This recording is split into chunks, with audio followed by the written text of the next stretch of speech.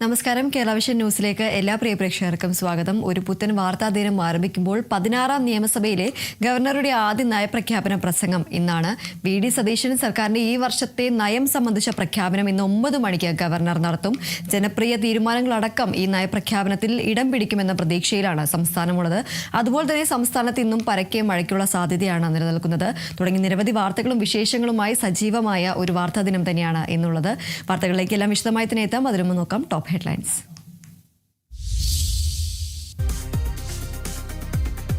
VD. Satheesan സർക്കാരിന്റെ ആദ്യ നയപ്രഖ്യാപന പ്രസംഗം ഇന്ന് നിയമസഭയിലെ രാവിലെ 9 മണിക്ക് ഗവർണർ നയപ്രഖ്യാപന പ്രസംഗം നടത്തും. സ്ത്രീകൾക്ക് സൗജന്യ KSRTC യാത്ര ഉൾപ്പെടെയുള്ള ഇന്ദിരാ ഗ്യാരണ്ടി ഈ പ്രസംഗത്തിൽ ഉൾപ്പെടുത്തും. 100 ദിന കർമ്മ പരിപാടിയും പ്രഖ്യാപനത്തിനുണ്ടായേക്കും.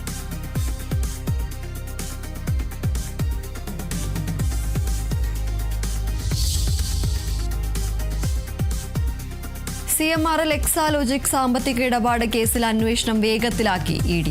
റെയ്ഡിൽ പിടിച്ചെടുത്ത രേഖകളുടെ പരിശോധന തുടങ്ങി. വീണ ടിയുടെ ശശിധരൻ കർത്തയുടെ മൊബൈൽ ഫോണുകൾ ശാസ്ത്രീയ പരിശോധനയ്ക്ക് അയച്ചു. വീണ്ടും ചോദ്യം ചെയ്യൽ തീരുമാനം രേഖകളുടെ പരിശോധനയ്ക്ക് ശേഷം.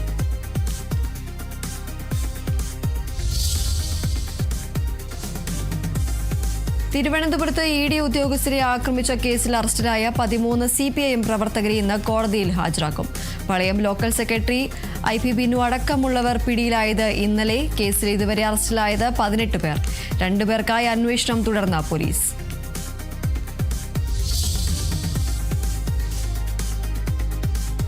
ഇറാനിൽ വെടിനിർത്തൽ 60 ദിവസം കൂടി നീട്ടാൻ ധാരണയായെന്ന് റിപ്പോർട്ടുകൾ. അമേരിക്കൻ പ്രസിഡന്റ് ഡൊണാൾഡ് ട്രംപിന്റെ അംഗീകാരത്തിനായി കാത്തിരിക്കുന്നുവെന്ന് US വൃത്തങ്ങൾ.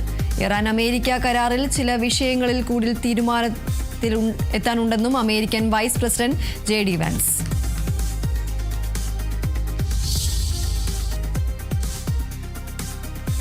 സംസ്ഥാനത്ത് ഇന്നും ശക്തമായ മഴയ്ക്ക് സാധ്യത. തിരുവനന്തപുരം, കൊല്ലം, പത്തനംതിട്ട, കോട്ടയം, ആലപ്പുഴ, എറണാകുളം ജില്ലകളിൽ മഞ്ഞ മുന്നറിയിപ്പ്.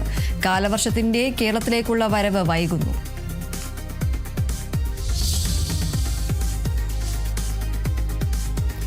ഫുട്ബോൾ ലോകകപ്പിനുള്ള ടീമിനെ പ്രഖ്യാപിച്ച അർജന്റീന. 26 അംഗ ടീമിനെ ലയണൽ മെസ്സി നയിക്കും. കഴിഞ്ഞ തവണ ലോകകപ്പ് ഉയർത്തിയ 17 പേർ ടീമിൽ.